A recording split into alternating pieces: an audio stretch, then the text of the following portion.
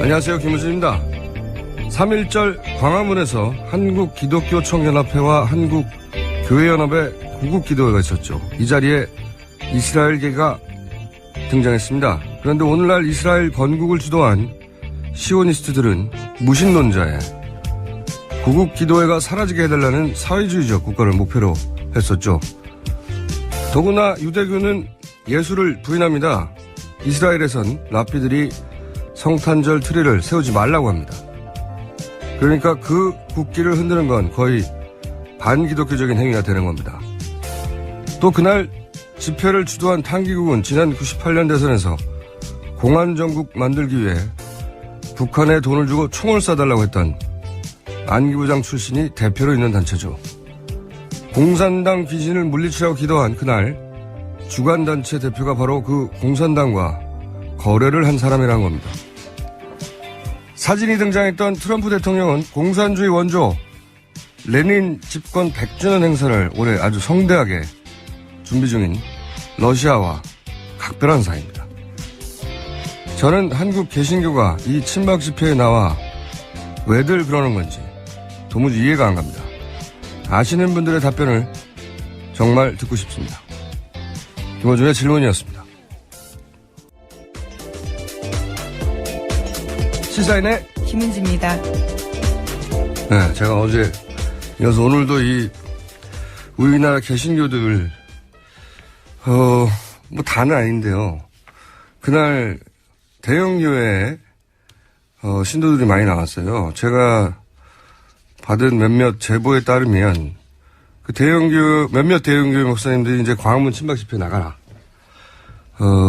그렇게 교인들에게 권했고 실제로 이제 버스를 몇십 대씩 대절을 해서 실어 나르기도 했다고 하는데 심지어는 이제 그 기도회라고만 하고 거기가 어딘지 모르고 도착해서 화를 낸 교인들도 있었다고 하는데 혹시 방송을 들으신 분들 중에 그런 일을 직접 겪으신 분들 있으면 저한테 문자 주시거나 제보 부탁드리고요.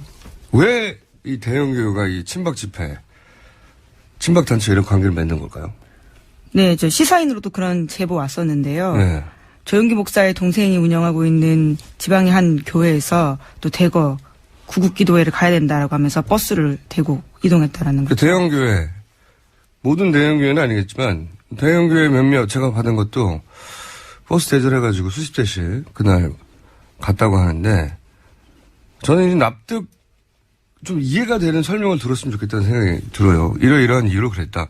저는 이해가 안 가거든요. 이게 박근혜 대통령 본인도 전혀 기독교적이지 않단 말이죠. 어디도 얘기했지만 영세교 교주였던 사람하고 특수관계였고 최순실 씨가 그 후계자라고도 했었고 그 아버지 박정희 추도 행사 보신 적인지 모르겠는데 박정희 대통령 문화선양회 이런 단체가 있어요. 여기 회장님이 내년에 이제 박정희 대통령 탄생 100주년 기념 행사를 예정하고 있는데 거기 추도위원이거든요. 여기서 작년에 99주년이라고 현충원에서 국립현충원에서 무속인들 30명하고 굿한다고 작두 타고 그 행사 신청했단 말이죠. 근데 그게 작년 11월이에요. 11월 최순실 게이트가 한참일 때죠. 그러니까 이 국면이 진행될 때. 한참 진행될 때인데 근데 이제 그런 국면도 있고 해서 결국 물레공원은 박정희 동상이 있죠. 동상이 있죠. 거기에 혁명의 사상이 싹튼 곳이라고 동상이 있어요. 혁명의 사상이 싹튼 곳이라고. 거기서 실제로 구슬했어요. 30명이. 작두도 탔나요, 정말? 탔어요. 네. 그리고 근데 이거 이제 최순실 게이트에 묻혀서 이제 뉴스가 잘 안 됐는데 2007년 최순실 게이트 한참 터질 때 이제 나온 뉴스인데 2007년 한나라당 대선 후보 그때 이제 이명박, 박근혜 후보. 경선 후보, 경선 후보들이 이제 경선하기 하루 전날에 그때 당선 기원굿 그러니까 2007년 8월 19일이죠. 충남 계룡산 동학산의 오토 캠핑장에서 열렸다고 그리고 박근혜 캠프 쪽 사람들이 참석했다고 기사가 나왔었는데 워낙 최순실 게이트 뉴스가 많아가지고 묻혔죠. 2012년 대선 때도 그랬어요. 경기 북부에 있는 굿당에서 박근혜 당선 기원 작두굿이 열렸다. 이때 또 박근혜 캠프 핵심 인사들이 참석했다는 보도가 있었는데 묻혔고.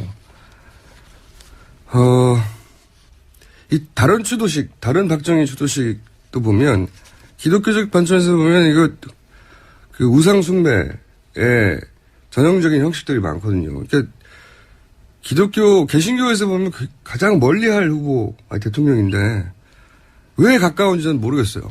이게 어떻게 이해를 해야 하는지. 자, 관련 전문가분들이나 혹은 사정을 아시는 분들은 저희한테 연락을 주시거나 제보를 주시거나 저희도 전문가를 찾아보겠습니다. 이 이해가 안 가서 저는 계속 얘기를 하고 있는데. 자, 오늘 뉴스는요? 네, 지난해 8월 꾸려졌던 윤곽금 팀장의 검찰특별수사팀이요. 우병우 전 수석의 통화 내역을 조회하지 않았다라는 한겨레 보도가 있습니다. 뿐만 아니라 지난해 압수수색을 할 때요. 우병우 전 수석의 자택은 물론이고요. 휴대전화, 사무실도 하지 않았습니다. 그런데 정작요. 같은 날 압수수색을 진행했던 이석수 특별감찰관에 대해서는 휴대전화와 사무실 등 모두 압수수색했습니다.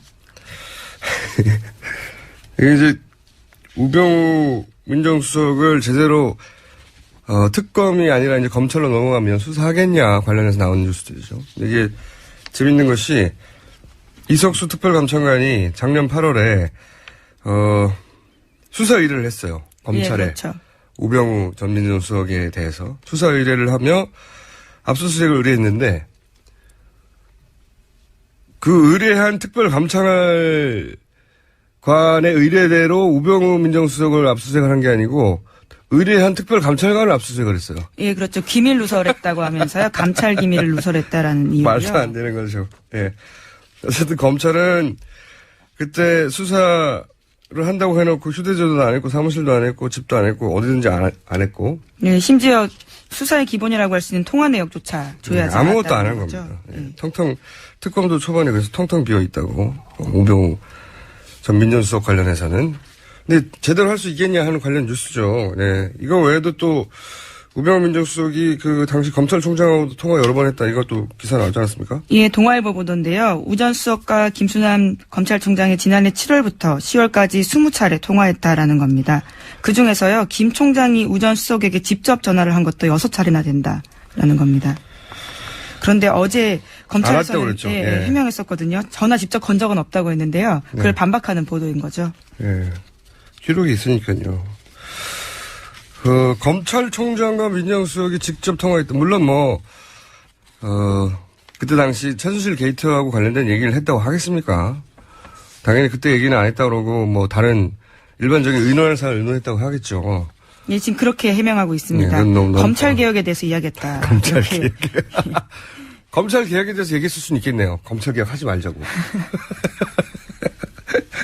네, 김 총장이 우리가 이렇게 통화하는 게 바로 검찰 개혁 대상이야. 막 이런 얘기. 우린 정말 나쁜 사람들일까? 그런 통화를 했다면 제가 이해하겠는데. 이런 해명을 믿어달라고 항상 하는 게 참 재밌어요. 이것뿐만 아니고 검찰총장과 그 정도 했으면 그 밑에 담당자들하고 얼마 많이 했겠어요. 네, 관련 보도도 나왔는데요. 한겨레 뉴스 보도에 따르면 안태근 법무부 검찰국장이 지난해 7월부터 10월, 그러니까 3개월 동안요. 우 전 수석 쪽과 1000차례 넘게 통화했다라는 겁니다. 1000여 차례. 예. 3개월 동안. 그러니까 하루에 10통 넘는 거죠. 그렇죠. 이건 깨어있는 동안 밥 먹고 잠시 다른 일 하는 거 빼고는 거의 1시간에 한 번씩 하는 건데 이건 상사병 상태거든요, 이거는. 하루 1시간씩 매일 휴일도 없이 계속. 이 통계치를 따르면 휴일도 없이 계속 했다. 예, 그렇죠. 놀랍습니다. 예. 예. 이럴 때 막 시상도 떠오르고 그러는데. 예, 박근혜 대통령과 최순실 씨 기록을 깨는 겁니다. 6개월 동안 570통이었는데요. 여기는 3개월 동안 1000통입니다. 총장님하고는 개혁에 대해서 얘기하는 거죠. 예. 우리가 잘못하는 걸까? 그리고 밑에 사람들한테는 시상이 떠올랐나 보죠. 예, 문구를 다듬고 그랬을지 않았을까. 게이트 초반부터 본인이 관둘 때까지 10월 20며칠인가 관뒀을 거예요, 민정수석이. 네. 그때까지 1000통 해당하고 1000통 이상. 야, 대단하네요. 네, 우 전 수석과 윤장석 민정비서관 합쳐서이긴 한데요. 네. 우 전 수석 쪽입니다. 사랑도 병인령 하였수인데. 자, 그러니까 과연 그 검찰이 지금 다시 돌려받아서 수사를 제대로 하겠느냐 하는 우려가 나오고 해서 저희가 잠시 후 2부에서 이 문제 검찰 출신 국회의원 한 분 연결해서 짚어보기로 하고요. 자, 다음 뉴스는요? 네, 뿐만 아니라 세월호 수사팀 관계자한테도요, 당시 2014년에 검찰총장이 해경수사 담당했던 광주지검장에게 전화 걸어서 수사팀 해체하라, 이런 이야기를 했다라는 진술을 특검이 확보했다라는 겁니다. 이거는 전 총장이겠네요? 예, 김진태 전 총장요. 네, 그러니까 이게 한마디로 말해서 청와대가 검찰총장에게 전화해서 자신들이 원하는 방향으로 검찰 수사를 좌지우지했다. 이런 게 계속 나오는 건데 그게 이제 세월호 때도 그랬다. 예. 네, 심지어 총장이 직접 연락을 했다라는 거죠. 압력을 넣었다. 초반에 이 뉴스가 나올 때는 우병우 전 민정수석이 그 수사팀장한테 전화해가지고 해경 1, 2, 3정 있죠. 그 네네. 탈출하라는 방송을 안 했던 걸로 세월호에 가장 먼저 도착했던 해경 1, 2, 3정. 예, 현장 구조 책임자였죠. 네, 김경일 경정이었던가요? 예, 맞습니다. 김경일 경정을 구속 수사해야 한다고 이 광주지검에서 구속영장 치려고 했더니 민정수석이 전화해서 구속영장 치지 말라고 했다. 예, 또는 민정수석실에서요. 압력을 네. 넣었다라는 거죠. 압수수색도 하지 말라고 했다 하는 등등의 보도가 나오는데 오늘은 이제 검찰총장이 직접 전화를 했다. 지검장에게. 예, 각각 총장은 지검장한테 전화하고 민정수석은 팀장한테 전화를 한 거네요. 네, 그렇죠. 예, 그래서 총장은 아예 해경수사팀을 해체하라고. 예, 수사를 도와주지도 못할 망정 방해한 겁니다. 그때 이제 지방선거가 있어가지고, 해경을 수사하면 그게 이제 정부의 책임이 되니까 그런 인식이 퍼질까봐 아예 수사를 못하겠다. 이런 게 전부 다 과연 현 검찰이 특검이 아니라 이 게이트를 수사하면 제대로 하겠느냐는 걱정과 연결된 거죠, 다. 네. 걱정이 많습니다. 자, 다음 뉴스는요? 네, 박사모가 박원순 서울시장에 대한 주민 소환 운동 하겠다라고 밝혔는데요. 박 시장이 서울광장에 텐트를 설치한 탄기국 관계자에 대해서 형사고발 조치를 하자 여기에 대해서 오히려 자신들이 주민 소환하겠다라고 맞대응한 거죠. 그렇죠. 예. 근데 이게 세월호 유가족들이 서울광장이 아니라 이제 광화문에서 치고 있는 거하고 자꾸 비교를 하는데 거기는 이제 300명이 넘는 희생자가 났고 그 유가족들이 인도적 차원에서 그분들에게 길을 열어준 거고 이거 정부가 나와서 해준 거예요 그때. 근데 게다가 그분들은 내란이나 피바다 뭐 이런 이야기 한 적은 없습니다. 그러니까 폭력을 행사하지도 예, 않잖아요. 예. 서울광장에서는 불법이거든요. 기본적으로 신고하지 않고 공권력 그러니까 청원경찰들하고 서울시 공무원들이 나가서 이걸 이게 불법이라고 하면 강목으로 쫓아낸다니까요. 네, 박 시장도 오랜 기간 참았다라고 어제 밝힌 바가 있습니다. 참았어요. 예. 네. 그리고 이 텐트를 철거를 하는데 불법이니까 이제 탄핵 심판이 결론이 난 다음에 하겠다는 거죠. 네, 당장 하겠다는 것도 아니고. 이거 관련해서 굉장히 재밌는 뉴스를 제가 하나 봤어요. 그 인근에서 사람들이 이제 집회에 나오면 배가 출출하면 거기 나와 있는 이제 노점상 분들한테 뭘 사 먹잖아요. 네, 그렇죠. 네? 오뎅도 먹고 핫도그도 먹고. 네.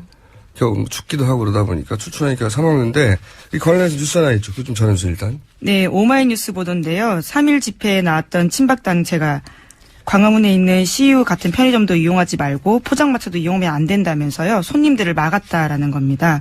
이유가 재밌어요. 예, 그 이유가 지금 카톡으로 돌고 있는데요. 포장마차 같은 경우에는 민주노총의 운영 자금으로 촛불 자금이 된다라는 거고요.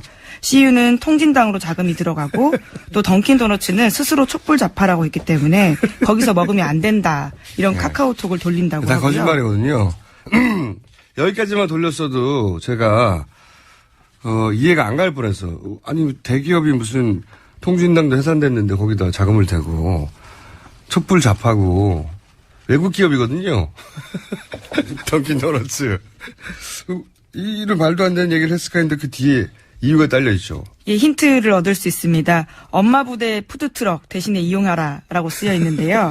엄마 부대 푸드트럭에는요, 어묵꼬치가 한 개에 3,000원에 판다고 합니다. 그런데 통상 광화문 일대에는 1,000원이거든요. 1,000원이라고 이 보도가 하고 있습니다. 그러니까 이제 엄마 부대가 운영하는 푸드트럭에 가서 먹으라고 그 논리를 세울 게 특별히 없으니까, 왜냐면 더 훨씬 비싸거든요.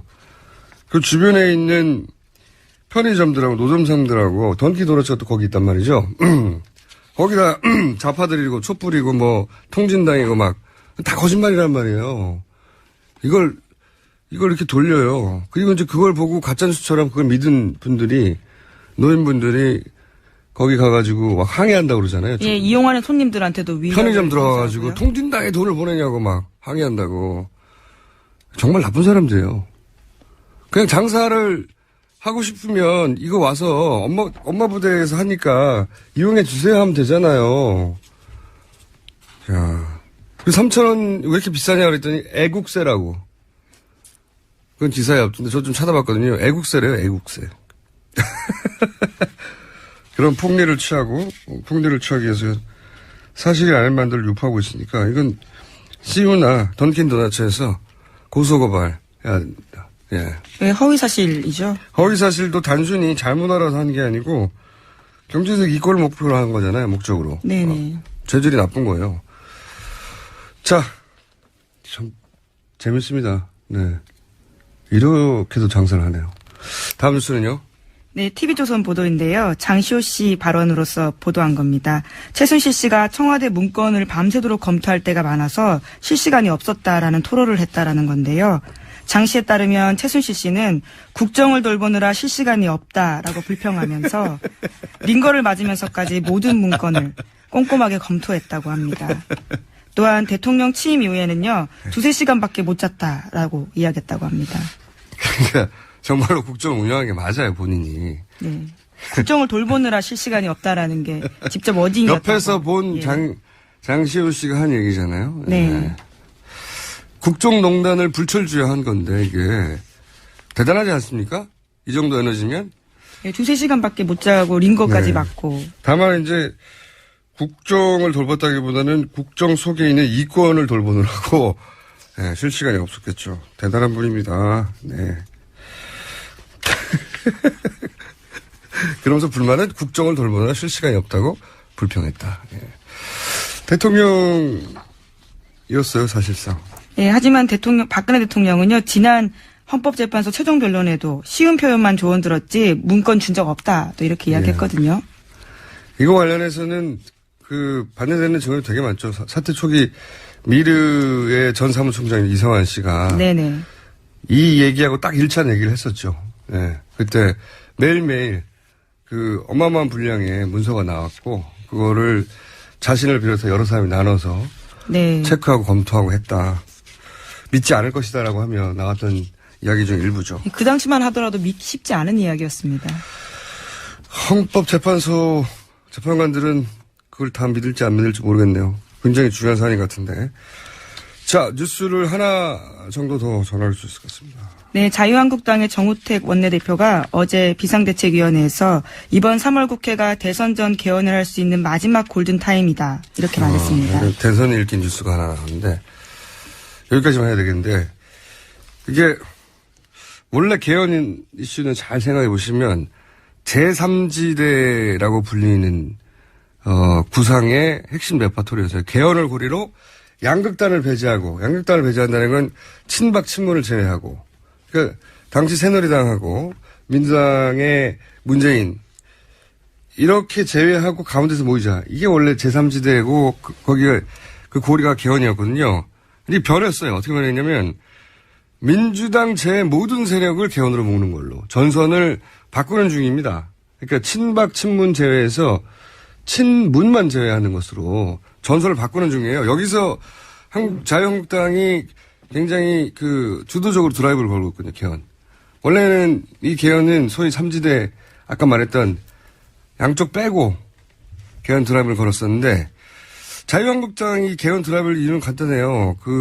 그쪽에서 베스트 시나리오는 탄핵이 기각되고, 그걸 원한다고 그렇게 된다는 게 아니라, 이제 그쪽의 시나리오를 따지자면, 그 다음에 이제 정치적 참여를 받는 거잖아요, 자기들은. 그러면 자유한국당, 바른당, 국민의당, 이렇게 개헌 전선을 만들어서, 왜냐면 지금 민주당 후보 지지세가 워낙 강하니까, 민주당 후보 대 나머지 전체의 전선을 만들려고, 거기 그 흐름을 이제 자유한국당이 주도하고 있는 거죠. 문제는 이제 민주당 제외하고, 또 개헌선이 200석이거든요. 네, 그렇죠. 200석이 안 돼요. 200석을 채우려면 민주당 내에 소위 비문 세력이라고 하는 사람들이 합쳐져야 돼요. 그래 200석이 넘어가는데 이 비문 세력의 구심점으로 김종인 전 대표 역할론이 거론되는 거죠. 왜 김종인 전 대표가 대표한 지도 오래됐고 세력도 없고 스스로는 국회 본인이 스스로 자신을 당선시킨 적이 없어요. 한 번도. 선출직으로 다 비례였지. 근데 그분이 왜 자꾸 거론되느냐. 이 역할 때문에 그런 겁니다. 혹시 개헌선에 도달하는 그 나머지 부족분을 민주당 내에서 비문 세력으로 만들어서 그 사람들의 구심점을 할 사람이 김종인 전 대표가 아니는가.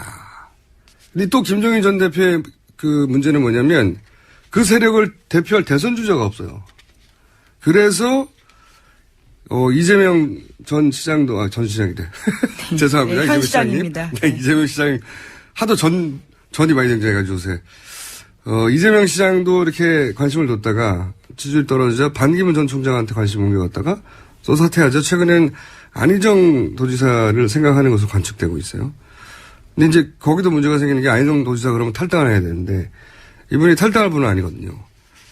그래서 안 되면 본인이 직접 그 개헌 세력의 후보로 본인이 직접 나오는 게 아니냐 이런 관측도 있는 그래서 이 관련 뉴스를 읽으려면 그런 구도를 머릿속에 넣고,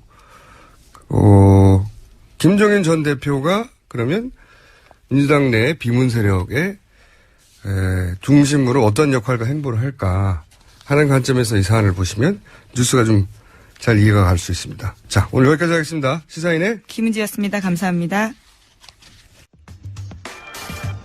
어제 국민의당 박 전 대표가 저희와 인터뷰 중에 헌재 선고가 나오기 전에 박근혜 대통령이 자진 사퇴할 가능성이 있다고 언급을 했는데요. 이럴 경우 탄핵 심판은 어떻게 되는지 이 문제 한번 짚어보겠습니다. 헌법학자 건국대 법학전문대학원의 한상희 교수님 연결됐습니다. 안녕하세요, 교수님. 안녕하십니까. 네. 반갑습니다. 네. 반갑습니다. 네, 저는 개인적으로 이런 가능성이 이렇게 높지는 않다고 보는데 교수님은 어떻게 보십니까? 이런 가능성이 있을까요? 사실 정상적으로만 생각한다면은 사퇴하는 게 합리적이죠.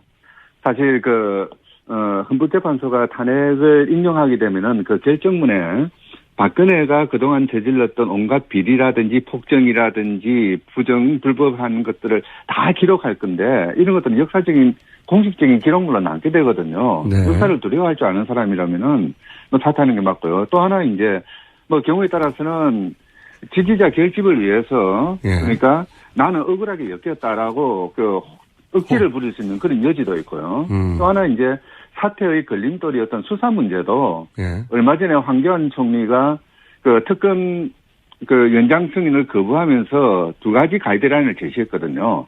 특검에서 수사 충분히 했다. 뭐 더 필요하느냐. 예. 그리고 대선 국면에서 이 수사를 하면은 선거에 영향을 미친다. 예. 한마디로 말해서 수사하지 말라는 가이드라인을 내렸죠. 그렇죠. 이렇게 본다면은 헌법재판소 결정이 내려지기 전에 사퇴해야 될 이유는 합리적인 사람이라면은 얼마든지 사퇴할 수 있을 만한 상태가 되긴 했습니다.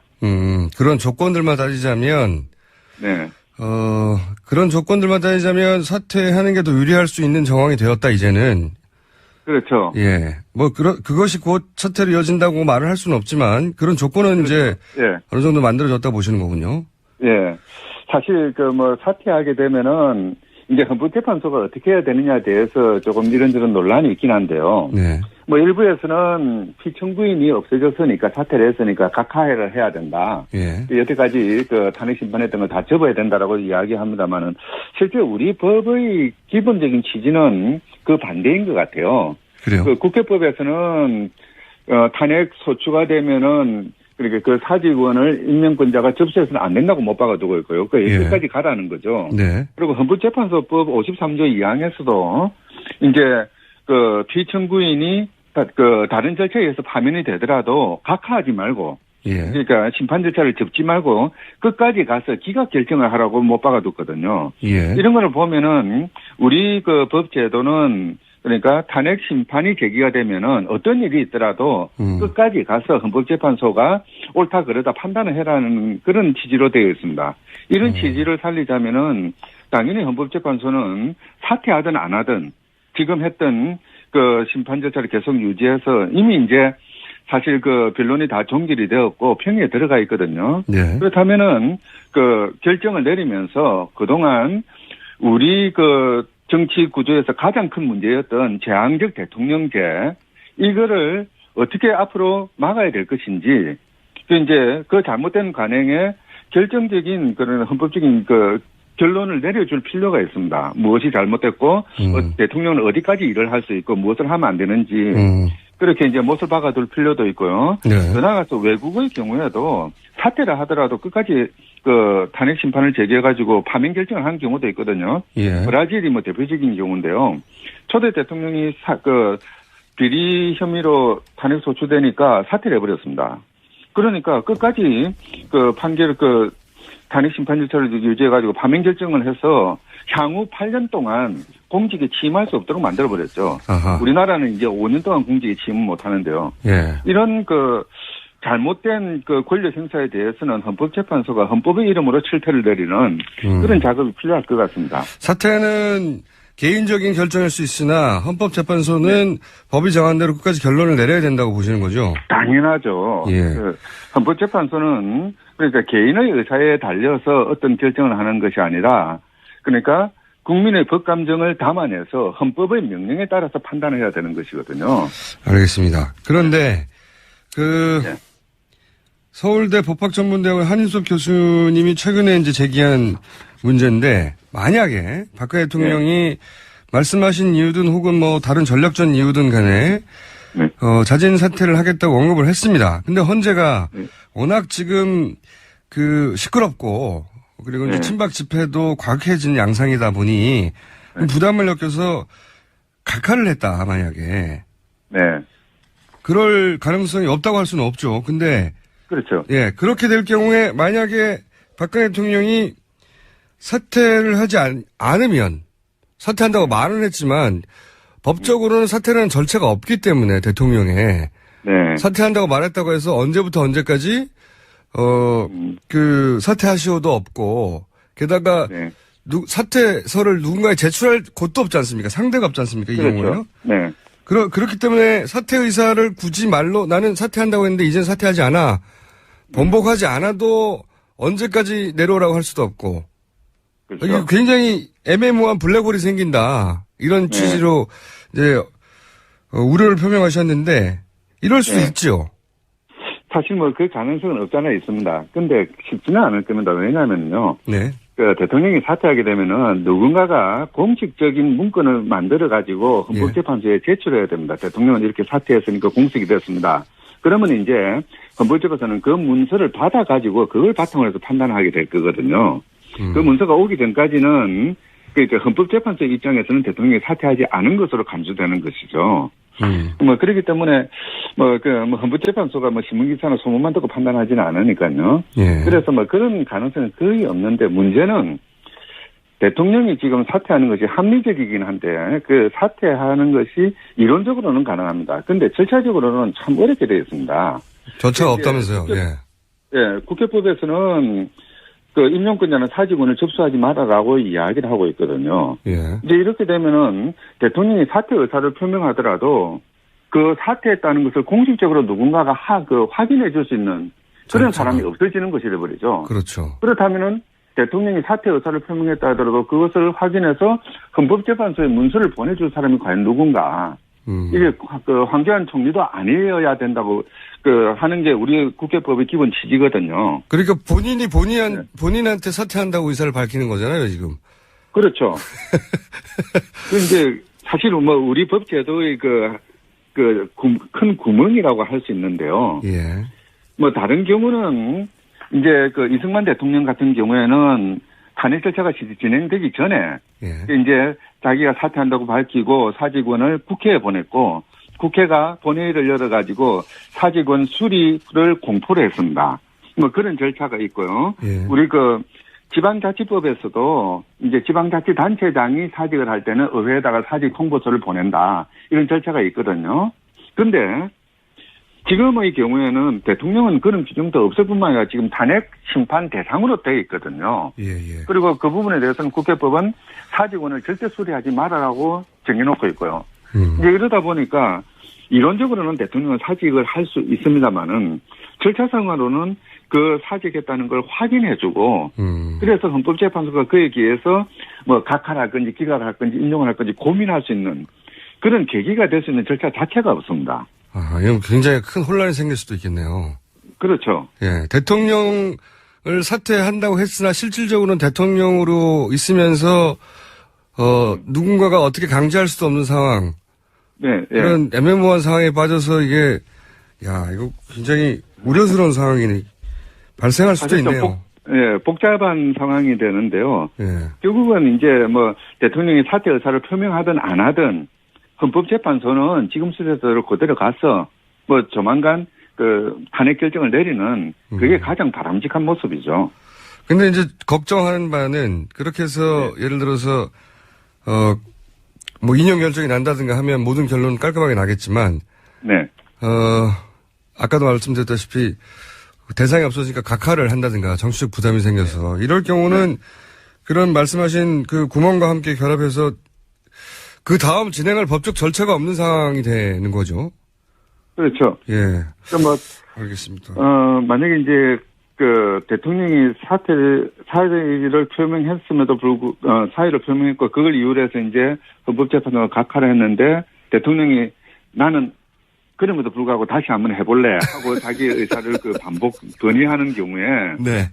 이제 이런 경우는 왜냐하면 그런 거 가능하다고 생각하는 게 거리에서 이제 그 친박 집회가 어마어마하게 일어나고 그다음에 자유한국당에서 얘기하고 그러면 그럼 마지못해 국민들이 원하니까 마지못해 지금도 당장 국민들이 반반으로 의견이 갈렸다고 청와대도 주장하거든요. 그렇죠. 그것도 우리는 지금은 웃지만 그럴 가능성이 제로라고 말할 수는 없겠습니다. 박근혜 대통령이 이때가 해왔던 선택들을 보면. 사실 뭐 그 경우에는 이제 탄핵 반대하는 쪽에서 정말 말도 안 되게 주장하는 그 재심 절차라는 걸 이용할 수밖에 없겠죠. 재심 절차. 네. 자, 거기까지 오늘 가지 말죠. 어쨌든 그럴 경우에 상당한 절차적 혼란이 생기고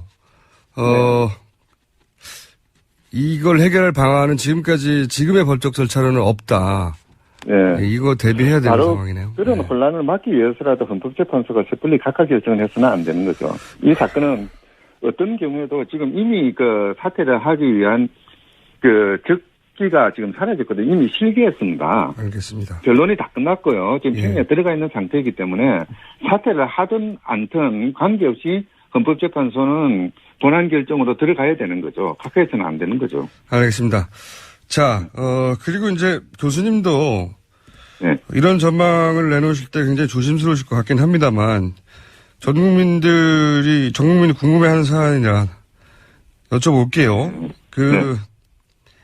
이번에는 재판관들 이름을 다 결정문에 쓰지 않습니까? 소수 의견까지 다. 그래서 이제 그렇죠. 누가 뭐라고 결론 냈는지 다 드러나게 되는데 그래서 교수님은 아예 8대0으로 나올 수도 있다고 이야기하신 적이 있는 걸로 아는데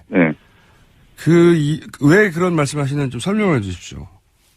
보통 이제 헌법재판소 결정을 예측을 할 때 재판관의 그 정치적인 또는 어떤 이념적인 성향이 어떻게 되느냐, 보수적이냐, 진보적이냐 뭐 이런 걸 가지고 판단을 하고 또 실제 판결문이 그렇게 나온 경우도 많거든요. 결정문들이. 그런데 이번 사건의 경우에는 일반적인 사건하고 다른 것입니다. 이번 사건은 적어도 대한민국의 정치적 운명에 대해 관한 그런 판단을 내리는 것이거든요. 워낙 예외적이고 중대한 사건이죠. 이런 부분에 대해서 재판관들이 자신의 어떤 정치적인 그 지향점이나 또는 인간적인 어떤 친소관계를 이유로 해서 판결에 임하지는 않을 거라고 생각합니다. 이제 그래야 한다고 이제 기대하시는 거죠. 예, 당연히 또 그렇게 해야 되는 것이고요. 워낙 중차대한 사건이기 때문에 재판관들이 함부로 판단하지는 않을 겁니다. 그 이제 재판관에 대한 저희 뭐 신뢰이기도 하고요. 이제 바로 그런 점에서 본다면은 만약에 어떤 이런 중대한 결정이 뭐 다수 의견, 소수 의견으로 나뉘게 되면은 이 소수 의견에 기재되어 있는 글자 하나, 문구 하나, 구절 하나를 가지고 탄핵에 반대하는 사실 뭐 거의 거의 뭐 이유 없이 그러니까 광신도적인 그런 반응을 보이는 이 탄핵 반대 세력들은 바로 그런 소수 의견에 있는 이야기들을 침소봉대해가지고 그걸 바탕으로 해서 자기의 주장을 그대로부터 강화시킬 거거든요.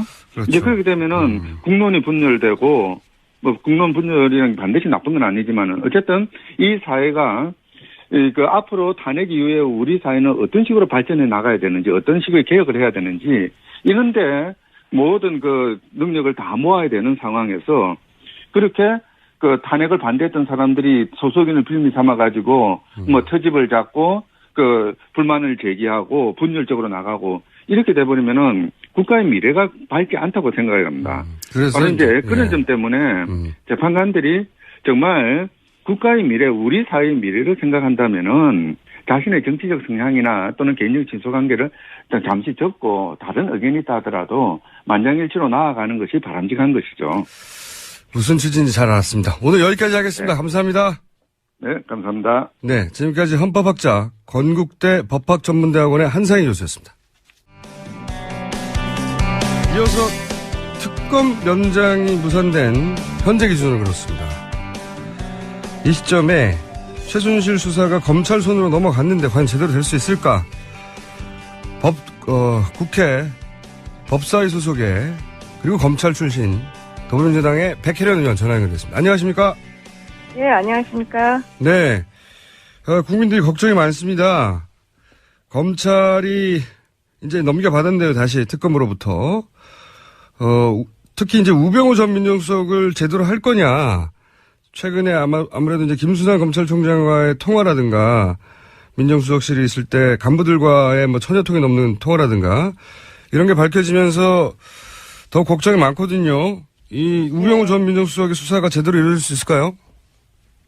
그 부분이 사실 가장 걱정되는 부분입니다. 지금 사실 특검에서 검찰로 수사가 넘어오면서 크게 세 줄기 수사가 남아있다고 볼 수 있는데요. 그러니까 대기업 관련 수사, 그리고 박근혜 대통령 관련 수사, 그리고 우병우 수석에 대한 수사, 이 세 부분이 크게 남아있다고 볼 수 있는데 가장 걱정되는 것이 그러니까 오히려 대기업에 대한 수사 부분들은 검찰 내에서도 이미 특검에서 어느 정도 수사가 이루어졌고 지금 국민적인 여망이 있기 때문에 이루어질 수 있다고 보이는데 우병우 수석에 대한 수사는 바로 검찰에 대한 수사와 지금 직결이 됩니다. 그러니까 고위 간부들이 아직 남아있는데 말이죠. 예. 그렇죠. 우병우 수석 당시에 임명된 고위 간부들이 지금 다 남아있는 상태고 특히나 그 정용인의 문건에 대한 수사, 세월호에 대한 수사 이런 것들은 바로 검찰 내부에 대한 수사로 직결이 되기 때문에 검찰이 과연 수사를 잘 해나갈 수 있을지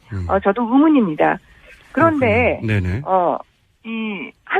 검찰이 또 수사를 할 수밖에 없는 동인도 있기는 있습니다. 이제 그 국민의 어떤 여망, 적폐청산에 대한 여망, 가장 큰 여망, 그것이 가장 큰 동인이고요.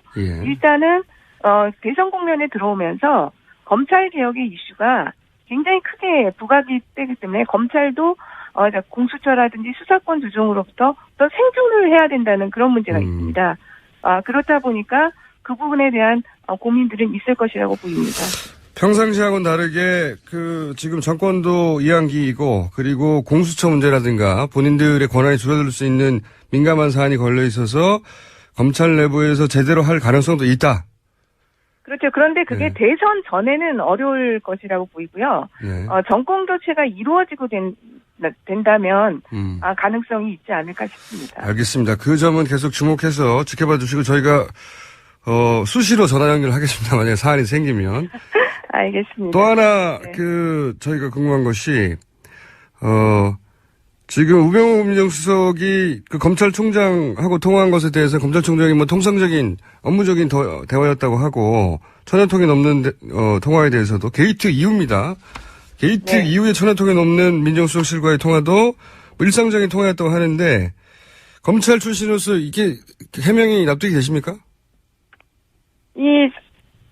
보면은요, 원래 이게 일반적인 수사 상황에 대한 보고 체계는 원래 대검에서 법무부로 가고 법무부에서 청와대로 이어집니다. 그러니까 민정수석의 기본적인 카운터 파트너는 예. 법무부입니다. 네. 대검이라든지 서울중앙지검, 일선 검찰청은 그 카운터 파트너 원래의 의미의 카운터 파트너가 아닙니다. 그러니까요. 그래서 우전 수석 스스로도 지난 10일 청문회에 출석해서 법무부하고는 통화했다 이렇게 밝힌 바가 있습니다. 그러니까 대검과 직접 통화한 것은 정상적인 보고 절차가 아님에도 불구하고 지금 김순환 검찰총장과 또 통화를 했고 예. 또 그 이영렬 서울중앙지검과 통화한 것이 나오고 있지 않습니까? 그것도 그러니까 천통입니다. 그냥 통화한 게 아니라. 안태근 법무부 국장이죠. 안태근 법무부 네네. 국장하고 천여통. 예. 네. 네. 그러니까 검찰총장과 청와대 이렇게 민정수석 통화한 거는 수사의 공정성을 근본적으로 의심케 하는 대목이고요. 그리고 제가 그 통화 시간을 보니까 통화 시간이 굉장히 길어요. 대부분. 사실 저희 인터뷰도 15분 20분 정도밖에 되지 않습니까? 그러니까요. 그 많은 시간 동안에 일상적인 업무 보고만 했다. 일상적인 업무 관련 얘기만 했다고 하는 것이 실제로 믿기지가 않는 것이죠. 그렇죠. 예. 하루 10통씩 1000통을 석 달 동안 그렇게 길게 하려면 이건 사귀는 사이여야 되거든요. 그러니까 안태근 그 법무국장 같은 경우는 사실 법무부하고 청와대하고 제일 가장 많이 통화해야 되는 이체에 있는 사람은 맞습니다. 예. 그런데 예. 그 통화가 비정상적이죠. 그리고 통화가 우병우 수석에 대한 수사가 진행되던 시점부터 엄청나게 많아진 거 아닙니까? 예. 거의 7월에서 10월 사이에 1000통. 일반적 상식적으로 이해하기 어렵죠. 알겠습니다. 그래서 이제 검찰 출신으로서 이 해명은 납득이 안 간다. 사정을 모르는 사람이면 모르겠지만 의원님은 납득이 안 가신다고 말씀하시는 거고 이거는 정답이 있을지 모르겠습니다만 우병우 라인이라고 하는 새가 검찰의 어느 정도 규모인 건가요? 너무 어려운 질문인가요? 명확하게는 되지는 않지만 예. 어쨌든 간에 예. 우병우 수석이 민정수석이 되고 나서 검찰 인사가 이루어졌을 때 예. 고위직에 있었던 분들은 어쨌든 우병우 수석으로 인해서 약간의 혜택이라도 본 분들이라고 볼 수 있습니다. 그렇군요. 네. 그렇기 때문에 그런 분들 같은 경우는 심리적으로라도 예. 우병우 수석에 대한 마음의 빚이라든지 이런 것은 가질 수 있는 부분들이 있다고 봅니다. 라인이라고 해서 꼭 특별한 걸 주고받았다기보다는 그렇게 이제 심리적인 영향도 받고 혹은 덕을 봤다고 생각하고 이런 사람들이 거기 잔뜩 있다는 거죠, 말하자면. 그렇죠. 아직도 검찰에는 그런 분들이 많이 있다고 볼 수밖에 없죠. 그렇군요. 아까 이제 세 가지 큰 줄기라고 하셨어요. 대기업 수사는 특검에 넘어가기 전에도 어느 정도 진척이 됐고 아마 국민적 열망 때문에 제대로 할 것이다. 근데 가장 걱정되는 게 이제 우병우 민정수석에 대한 수사라고 하고 지금 길게 얘기를 나눴는데 나머지 한 카테고리가 이제 박근혜 대통령에 대한 수사입니다. 네. 박근혜 대통령 탄핵 심판 결과가 만약 인용으로 나왔다. 그러면 불소추 특권이 사라지니까 좀 구속도 할 수 있는 상황이 되지 않습니까? 네, 그렇습니다. 근데 이 박근혜 대통령에 대한 수사는 어떻게 진행될 거라고 전망하세요?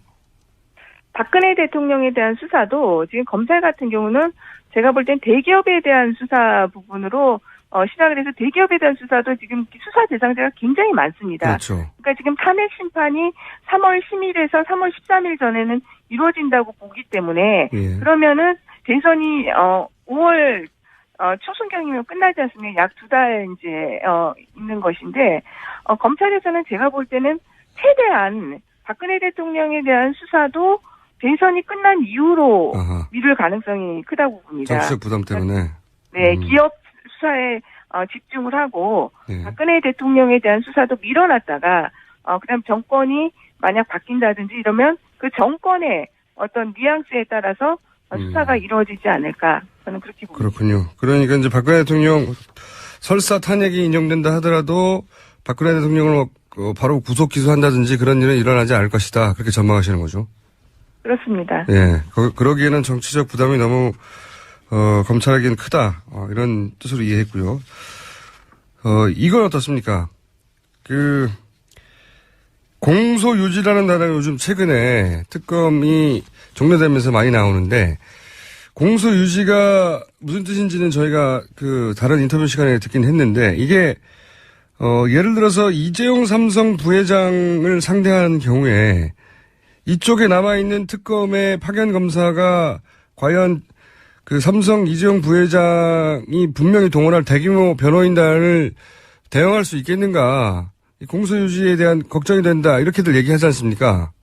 네. 그런데. 네. 네. 그러니까 지금 실제로 이제 특검의 검사가 8명이 남아서 예. 공소유지를 하기로 했고요. 예. 특검보가 또 4명입니다. 충분한 인원인가요? 보시기에? 앞으로 이제 공판이 진행되는 과정에서 추가 인원이 필요할 수는 있을 수 있겠지만, 예. 그렇게 아주 부족한 인원은 아닙니다, 사실. 아, 그래요? 실제로. 왜냐하면 지금, 특검에서도 10명 요청을 했는데 8명 지원했지 않습니까? 그만큼 어느 정도 법무부가 특검의 요구를 수용한 것으로 볼 수 있고요. 예. 제가 중앙지검에 예전에 공판부에 있을 경우는 약 20명의 검사들이 거의 중앙지검의 공판을 거의 담당할 정도가 됐었습니다. 예. 그러니까 그렇게 이 숫자가 아주 공판을 공소유지를 하기에 아주 부족한 숫자는 아니라고 봅니다. 그렇다고 충분하다고 할 수도 없죠. 그렇죠.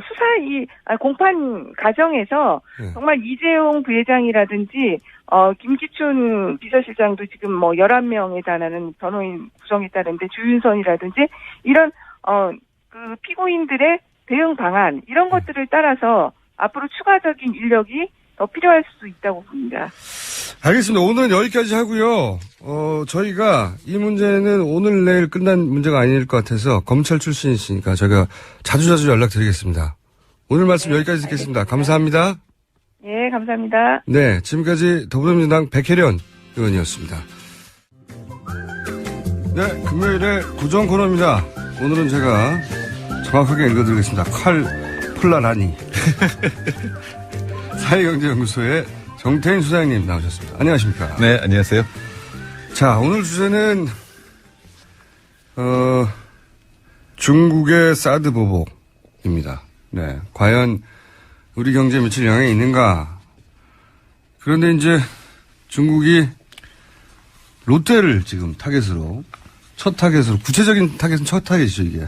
네, 그전에 집중적으로 하는 타겟은 처음이죠. 롯데가 네. 사드 부지를 제공했으니까 그거에 대해서 바로 공격이 시작이 됐죠. 네, 그 전에 이제 초기만 하더라도 이제 한류에 대한 보일 듯 말 듯한 제재.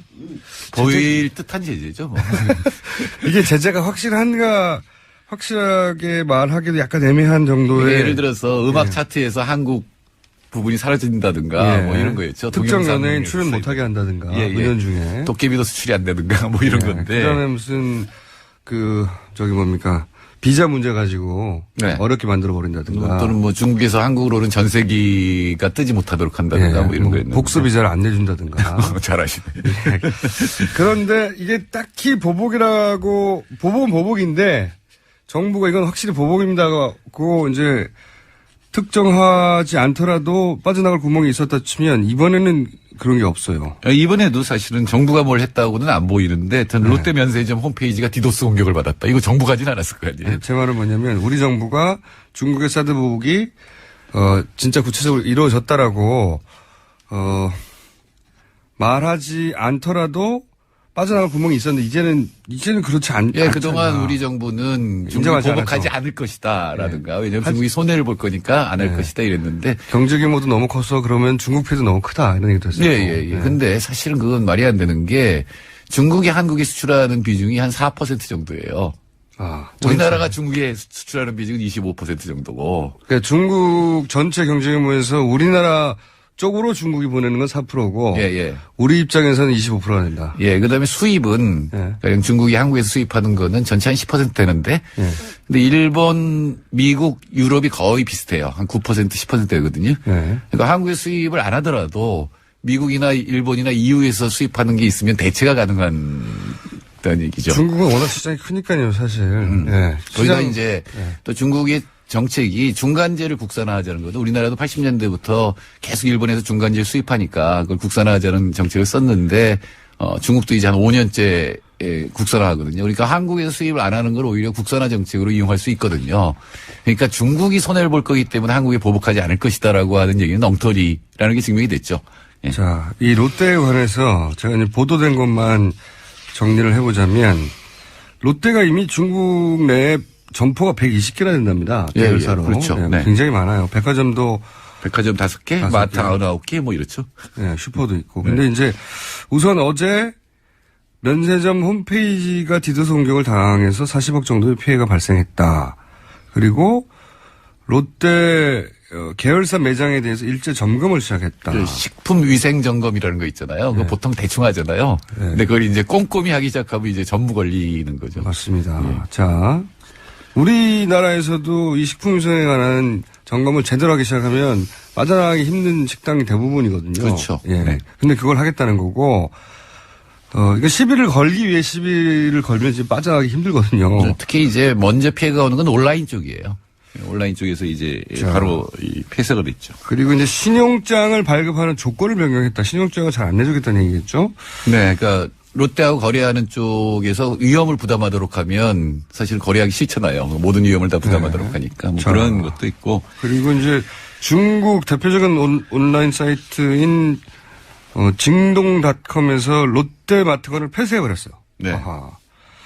그리고 알리바바, 굉장히 유명한 사이트죠, 중국에. 알리바바에서도 롯데 플래그십 숍을 폐쇄를 했습니다. 예. 이거는 뭐 다른 이유가 없는 거죠. 그리고 중국 내 온라인 쇼핑몰의 식품 계열사 입점 심사를 탈락시켰고, 그리고 롯데의 제품, 특정 제품의 첨가제를 적발했어요. 그리고 이제 요거는 이제 화장품 수입 규제할 때도 마찬가지였죠. 화장품 속에 들어가 있는 첨가제 일일이 검사해가지고 화장품 수출, 한국의 화장품 수출이 사실은 막히는 이런 것들이 있었죠. 그리고 또 중국에는 롯데는 철수해야 한다 이런 현수막도 떴고 중국 언론에서 롯데를 보이콧해야 된다고 이제 나오고 있고요. 야 이거 이렇게 전방위적으로 하면 기업으로서 진짜 버티기 힘들거든요. 근데 뭐 이제 롯데뿐만 아니라 삼성과 현대도 어려울 것이다. 이게 환구시보라는 게 중국 관영 매체의 자매지거든요. 인민일보는 주로 공식적인 얘기를 하고 환구시보는 이제 그거에 대한 논평을 하는 훨씬 더 강하게 얘기합니다. 환구시보. 예, 그렇죠. 이제 그건 이제 들러리 서는 건데 거기서 이제 삼성이나 현대도 위험할 것이다 이렇게 얘기를 하고 있죠. 일단 첫 번째가 롯데가 타겟이 된 게 아무래도 이제 롯데 사드 부지. 예. 원래 골프장이었는데 그걸 사드 부지로 제공했다. 이 뉴스가 전해지면서 이게 일제히 지금, 이게 우연히 발생했다고 절대 볼 수 없는 게 이게 일제히 발생하는 일이거든요. 롯데를 향한. 네. 경제적 보복. 이례적으로 미국 국무부가 논평을 냈어요. 오늘 오다가 라디오 들으니까. 네. 이 사드 보복하는 거는 중국이 보복하면 안 된다라는 식의 이게. 네. 미국에서는 설치해야 되니까요. 근데, 이렇게 되면은 적자가 나지 않겠습니까? 네, 뭐 적자나죠. 롯데만 문제가 아니라 한국 수출이 25%니까 굉장히 위험하죠. 그러니까 중국 전체가 지금 수입이 줄어들고 있어요. 한 마이너스 15% 이렇게 줄어들고 있는데 그중에 특히 이제 한국 제품들의 수입이 왕창 줄어들면 지금 우리 경제 성장률이 이제 1%대일 것 같은데 금년에 마이너스가 될 가능성도 있죠. 중국 6호도 못 오게 할 것 같고 어쨌든 첫 번째 타겟은 롯데가 됐습니다.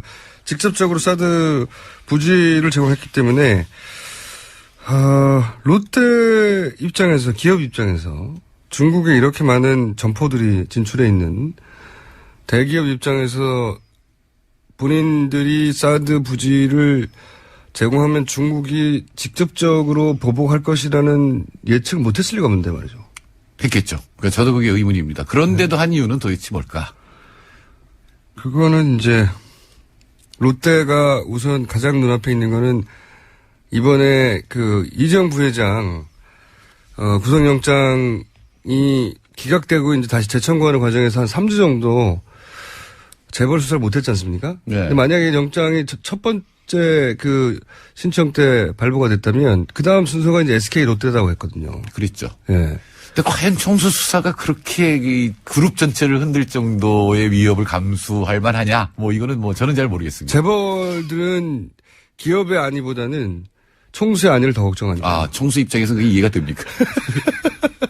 총수인 저로서는 네 이해는 갑니다. 이해는 가는데 그러니까 롯데도 이제 승계 문제도 있고 롯데도 그렇죠. 굉장히 복잡했죠. 여러 가지 문제 많이 걸렸죠. 그리고 그 형제난도 있었고 네. 네, 최순실 게이트하고 연루돼서 수사도 받아야 되고 여러 가지 이제 검찰 수사를 앞두고 그 정부에 협조하지 않으면 안 된다는 위기감이 있었겠죠. 그러니까 정부를 협조하지 않아서 우리가 당할 것과 사드를 배치해서 중국에서 당할 것 이 두 개를 비교하지 않았을까요? 글쎄 비교했을 때 중국에서 보복할 건 너무나 뻔하거든요. 근데 한국에서 수사받는다고 뭐 어떻게 될지는 잘 모르잖아요, 지금. 중국에서 보복받는 것 이상의 두려움을 느꼈다고 볼 수밖에 없는 건데, 이거는. 그렇습니까? 아, 총수는 그런 게 느껴집니까? 저는 잘 모르겠어요. 아무리 그래도 경제적으로 더 중요한 거지. 예. 근데 중국이 이렇게 나오는 이유는, 그러니까 중국이 계속 핵심 이익이란 말을 쓰거든요. 네. 코어 인트레스트란 말을 쓰는데, 그거는 이른바 전략적 균형이 무너졌다고 생각하는 거거든요. 중국이 원래 최소 억지 전략 때문에 중국은 능력이 있어도 핵무기 몇 개 없었어요. 한 20기 정도밖에 안 갖고 있었거든요. 네. 그리고 이제 인공위성 기술은 세계 최고예요. 그런데 이 사드가 배치가 되면은 그러니까 한국의 사드라는 게 중국에서 이제 전략적 균형이라는 건 뭐냐면은 여차하면 중국도 미국을 공격할 수 있다는 거거든요. 네. 인공위성 기술이 있으니까. 네. 군사적인 균형을 유지하려고 했는데, 이제. 예, 근데 사드가 한국에 배치되면 중국에서 발사된 거를 굉장히 빨리 탐지하잖아요. 예. 지구를 돌아야 되는데. 예. 그럼 그게 이 알라스카라든가 이런 기지에 연결되면은 막을 수 있는 가능성이 높아지죠. 예. 그래서 이제 전략적 균형이 깨졌다고 지금 이제 중국을 생각하고 예. 그래서 자꾸 중국이 유사시에는 성주 사드 기지부터 공격한다 이렇게 이제 얘기를 하는 게 바로 그 이유입니다. 이게 이제, 핵은 이제 공포의 균형이라고 하는데, 네, 맞습니다. 그런 걸 다 알아요. 뮤추얼 어시어드 디스트럭션 그래서 매드 상태라고 그러죠. 미친 상태라고 얘기를 하죠. 그러니까, 우리만 망하는 거 아니야? 니네도 망하는 거야. 예. 그러니까 서로 공격 못 하는 건데, 네. 사드가 배치되면, 중국이 이제 보복할 수 있는 능력이 제한이 되니까. 그렇죠. 지금 중국이 하는 게 두 개인데, 하나는 그 사드라든가 이런 MD가 못 막는 미사일을 개발하는 거예요. 네. 초고음속 미사일이라든가 또는 위에서 여러 개로 나뉘어져서 진짜하고 가짜를 구별하지 못하게 하는 거를 지금 이제 개발하고 있고. 그러니까 미국이 중국을 쏜다면 중국도 우리도 쏠 수 있어. 이게 이제 공포의 균형인데 둘 다 망하는 거야. 그러니까 둘 다 망하고 싶지 않으면 건들지 마 이거였는데 지금 이제 그 중국의 앞마당에서 한반도에서 중국이 발사할 ICBM을 빨리 캐치해서 추락시킬 수 있는 사드를 배치한다고 하니까 중국이 이건 우리는 이제 내정 간섭이라고 이 프레임을 갖고 있지만 중국 입장에서는 미국의 그 미사일 탐지 무기가 자기 앞마당에 와 있는 거기 때문에 거꾸로 자기들한테 내정 간섭을 하는 거다. 핵의 균형을 깨는 거다라고 자기들은 받아들이는 거죠. 그러니까 세계 전략에서 지금 미국에서 제일 중요한 거는 중국을 견제하고 봉쇄하는 건데 그게 깨진 거죠. 그러니까 러시아도 마찬가지예요. 러시아에서 쏘더라도 한국 사드가 알아서 미국에 알려줄 수가 있기 때문에 그래서 러시아하고 중국이 지금 공조를 하는 거죠. 사드가 이제 한반도를 평화로부터 지키기 위해서라는 명분을 세웠는데 이제 이 관점에서 바라보면 사드는 한반도를 굉장히 위기 속에 빠뜨리는 거죠. 예, 위기 속에 빠뜨리죠. 그러니까 북한이 자꾸 도발을 하는 이유는 중국하고 한국이 굉장히 가까워졌거든요. 예. 사실은 시진핑이 김정은을 한 번도 안 만났어요, 그동안. 예. 박근혜는 5번 만나는 동안에 예. 한 번도 안 만났는데 이번에 이제 사드 배치가 본격화되니까 이제 북한하고 가까워지거든요. 그게 북한의 원래 전략입니다. 옛날에 김일성이 60년대 썼던 전략이에요. 그 60년대 가장 도발이 심했거든요. 1.11 사태라든가 푸에블로 납치인데 그 나중에 동독 비밀 문서가 해제된 뒤에 보니까 중국과의 관계가 소원해지니까 중국이 예. 관심을 갖고 자기 편들게 하려고 했다는 건데 제가 보기엔 똑같은 전략을 지금 쓰고 있는 거죠, 북한이. 그렇죠. 그리고 그 사드가 그러면 진짜 우리 국방부가 얘기하듯이 북한이 남한으로 쏘는 미사일을 방어하는 수단이었으면 좋겠는데 실제로 이건 ICBM 잡는 거란 말이죠. 네. 북한이 우리한테 ICBM 쏠 리가 없지 않습니까? ICBM은 ICBM 쏘려면 대기권 바꾸나. 그러니까요. 그럼 이거는 수직으로 쏴서 수직으로 떨어져야 된다는 얘기인데 그럴 이유가 없고 우리 한반도는 이미 북한의 장사포라든가 미사일에 다 사정권 안에 있어서 네. 그래서 이제 사드 무용론을 얘기하는 분들이 얘기하는 겁니다. 네. 무기론 그렇죠. 네. 네, 무기 체계로서는. 근데 이제 저도 사드가 한반도에 여러 가지 이득을 준다면 배치할 수 있다고 생각하는데, 자, 그 이득이 뭐냐, 이렇게 따지는 게 될 수밖에 없는 상황이 되는 거죠. 근데 중국이, 그러니까 북한의 전략을 무력화시키는 정책을 썼어요. 북한에 대한 석탄 수출을 금지했거든요. 근데 네. 이게 석탄 수출이 북한 수입의 40%예요. 그러니까 네. 진짜로 경제 제재를 강화한 거죠. 그러니까 미국한테 신호를 보낸 거예요. 내가 북한 제재를 강화할 테니까 사드 배치하지 말아라는 거고, 트럼프도 그런 얘기를 했어요. 이 정책 중에 여러 가지 정책 중에 하나의 옵션이라고 얘기를 했거든요. 그러니까 이건 협상의 여지가 있는 거거든요. 근데 우리 정부가 막 앞장서서 빨리 사드 배치를 한다 그러니까 이건 보복을 좀 심하게 당할 것 같습니다. 그래서 저도 이제 중국에 있는 분들한테 간혹 얘기를 들어보면 우리가 느끼는 것보다 중국에서는 훨씬 더 심각하게. 그렇죠. 롯데만이 아니다. 앞으로 중국에 진출한 한국 대기업들이 굉장히 곤욕을 치르게 될 것이다. 그럼에도 불구하고 그에 상응하는 이득이 있으면 되는데 사드 배치로 해서 우리가 경제적으로나 안보 차원에서 이득이 뭐가 될지 저는 매우 의심스럽습니다. 매우. 딱 하나가 뭐냐면 한미 군사동맹에 복무한다. 이거죠. 네, 근데 강화. 복무한다는 게 뭐냐면 중국 봉쇄거든요. 그러니까 중국은 도저히 받아들일 수 없는 이런 상황이죠. 가장 가까운 중국과 적대적인 관계 이게 사실 한 40년, 50년 전에 거의 이제 끝나갔었는데 중국과의 대결 국면은. 한국이 중국하고 더 친했죠. 북한보다. 네. 네. 그랬는데 이제 남북 관계도 그러면은 굉장히 사태가 곤란하게 되는 거죠. 이게 노태우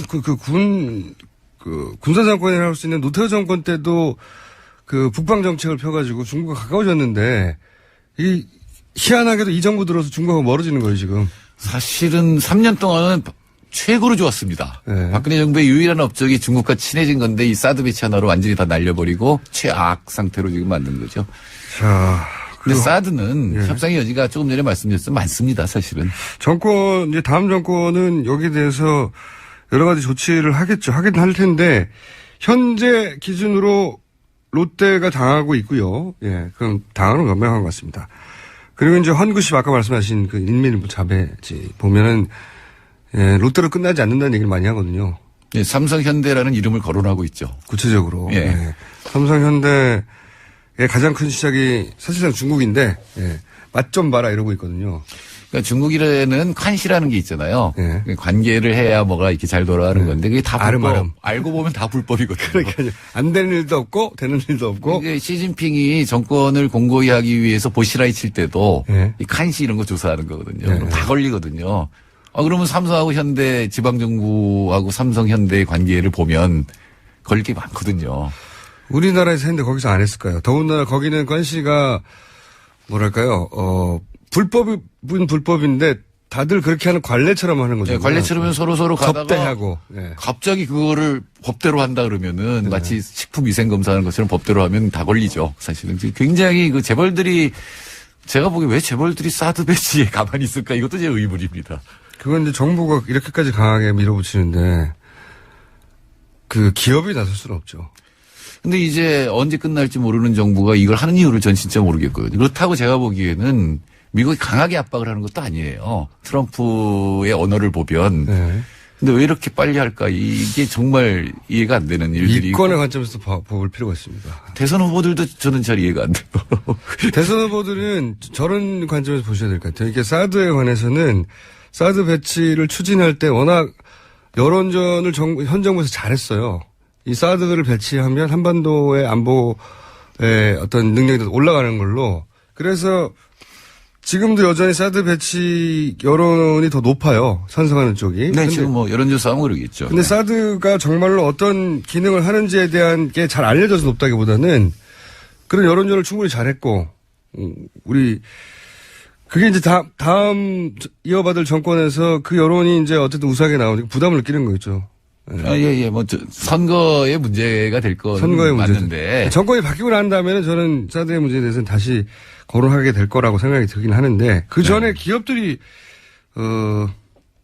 망하겠어요. 중국에서는. 진출한 기업들이. 수출입도 중국에서 계속 떨어지고 있죠, 지금. 네.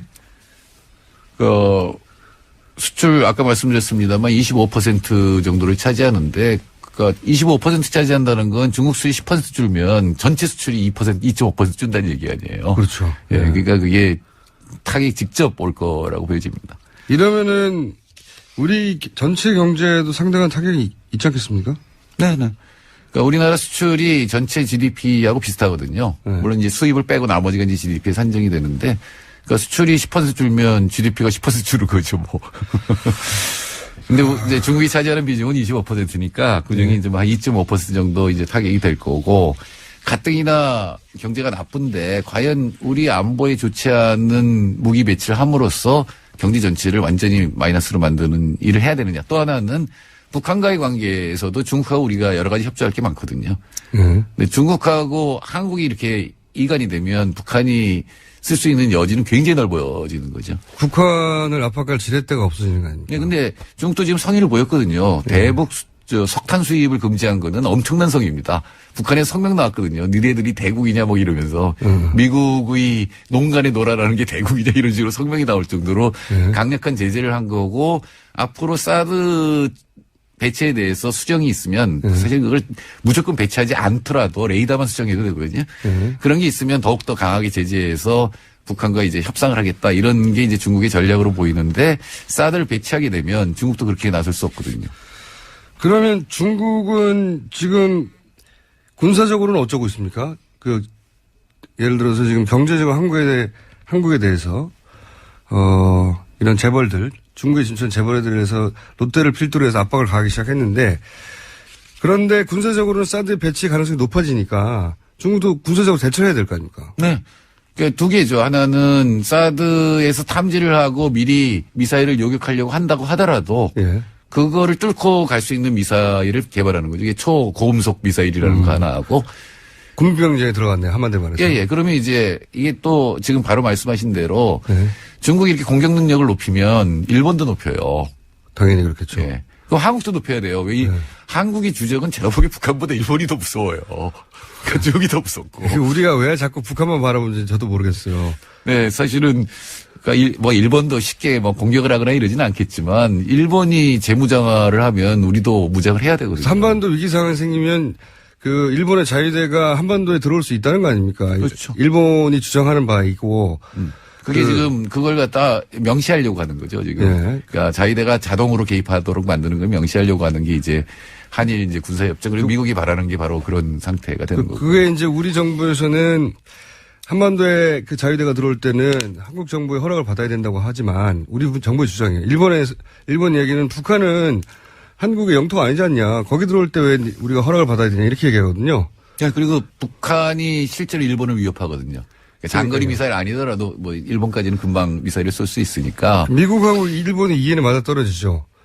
미국이 한반도 유사시에 군사를 투입하는 것보다는 바로 가까이 있는 우방국 미국의 입장에서는 일본 군대가 북한에 들어가서 문제를 해결하면 미국 입장에서는 경비도 줄이고 인명피해도 줄이니까. 네, 그게 트럼프 전략이죠. 예. 지역 문제는 지역이 해결하고 너네들이 돈 내서 문제를 해결하라는 게 트럼프 외교의 큰 기조니까 일본으로서는 무장하기 굉장히 좋은 조건이 된 거예요. 우리 입장에서는 이게 황당한 일이 벌어지는 거예요. 불과 100년 전에 그런 일이 있었는데 이제 다시 우리 보수들이 그렇게 좋아하는 미국의 허락하에 일본이 다시 군사적으로 한반도에 북한을 빌미로 들어올 수 있다는 거 아닙니까? 그렇죠. 우리 땅이 아니라며. 어떻게 되는 거예요, 그럼, 그다음부터는? 그러니까 결국은 북한 핵이 빌미가 됐는데 북한 핵은 사실 정권 유지가 제일 중요한 거잖아요. 김정은 입장에서는. 그럼 정권을 보장해주면 되는 거 아니에요. 그러니까 우리가 너네 공격 안 하겠다. 근데 남한이 공격 안 한다는 건 북한도 믿어요. 근데 미국이 공격하는 거에 대해서는 문제가 되거든요. 남한이 공격하면 서울이 불바다가 되니까. 그러니까 자꾸 얘들이 미국에서 공격할 때 대비해서 자기들도 미국 본토를 공격할 수 있다는 걸 보여주고 싶은 거잖아요. 그렇죠. 예. 핵의 공포의 균형을 만들고 싶은 거예요, 자기들. 예. 북한 나름대로 하고 싶은데 북한이 핵을 개발하지 않았을 때 안전이 보장되는 거하고 북한이 국제적으로 인정을 받아서 경제적으로 더 좋다라는 걸 갖다가 확신을 시켜줘야 되는 거거든요. 그래서 북한의 요구사항은 그래서 우리가 핵을 포기하면 그러니까 평화협정도 맺고 기본적으로 제일 먼저 얘기하는 평화협정입니다. 왜 지금 매우 이상하게도 전쟁이 끝났지만 전쟁 상태죠. 전쟁이 끝났지만 전쟁 상태란 말이죠. 정전 협정이잖아요. 전쟁을 중지한 상태죠. 평화협정을 맺지 않았어요. 북한과 미국이 전쟁이 끝났다라고 선언하지 않았단 말이죠. 사실은 정전 상태만 지금 몇 년입니까? 거의 70년 가까이 60 몇 년 동안 전쟁 끝났는데 어떤 형태로든 협정을 맺지 않고 이렇게 끝도 아니 어정쩡한 상태로 유지되는 건 우리나라밖에 없어요. 그렇죠. 세계에서 지금 전쟁이 안 끝난 데는 우리밖에 없죠. 전쟁 끝났다 하고 다시 전쟁할 수는 있지만 전쟁 끝났는데 좋아 전쟁 이런 조건을 끝났으니까 이제 이렇게 해 하고 협정을 아직도 맺지 않았어요. 이 되게 이상한 상태인 겁니다. 우리나라가. 그래서 전쟁 상태를 유지하니까 무기를 많이 팔 수 있죠. 미국에서는. 아직도 전쟁 중이니까. 네. 그리고 동아시아에서 긴장이 유지되는 거는 중국. 그러니까 북한이 핵 개발하면 북한이 미국을 위협한다고 하지만 미국이 제일 좋거든요. 그렇죠. 미국이 동아시아에 개입할 근거가 남중국해가 있고 네. 그다음에 북한이 있거든요. 그러니까 중국은 어떻게 해서든지 북한이 좀 이런 걸 안 했으면 좋겠다라는 거고. 그렇죠. 미국이 개입할까 봐. 예. 그래서 여러 가지 이제 북한이 문제 삼는 게 여러 가지가 있는데 이제 군사 훈련하는 거 있잖아요. 예. 예, 우리도 이제 또 봄에 할 건데 그것만 중지시켜도 자기들 동결할 수 있다라는 것까지 가고 있거든요. 그러면서 이제 미국하고 평화협정을 했잖아요. 예. 예. 난 그건 뭐 미국하고 이제 외교 정상화하는 거. 한국하고 중국은 정상화인데 왜 이쪽은 안 되느냐라는 건. 예. 그 자꾸 이제 말하자면 애가 뭐 저 선물을 얻고 싶을 때 이 부리는 거랑 비슷한 거를 하는데 그걸 들어주는 수밖에 없는 거죠, 지금. 그러니까 평화협정을 안 맺는 이유가, 안 맺을 이유가 없어요. 북한하고 이 한반도의 평화를 원하면 평화협정 맺으면 되잖아요. 네. 모든 것 이전에 평화협정을 북한과 안 맺는 게 미국의 방침입니다, 이때까지.